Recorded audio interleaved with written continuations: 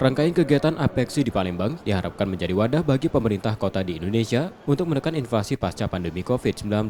Kegiatan tahunan Apexi digelar 6 hingga 9 Juni 2023 lalu dengan berbagai kegiatan mulai seminar ekonomi, tur visit Palembang, pameran UMKM, sampai job fair. Kota Palembang sebagai tuan rumah HUT ke-23 Apexi memberikan dampak positif khususnya ekonomi untuk pemerintah kota. Dewan Pengawas Apexi mengatakan pada perayaan HUT Apexi 2023 terdapat perbedaan dari tahun sebelumnya seperti topik yang dibahas.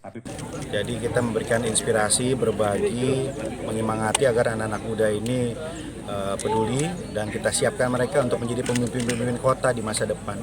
Ya, bukan saja 5 tahun, 10 tahun, tapi ya ini dalam konteks menuju 2045. Ini langkah konkret yang dilakukan Apexi dan poin-poin yang telah disepakati peserta Apexi selama ini akan terus dilanjutkan generasi pemerintahan kota berikutnya, sehingga akan menjadi legasi bagi wali kota anggota Apexi. Tim Liputan, Kompas TV, Palembang, Sumatera Selatan.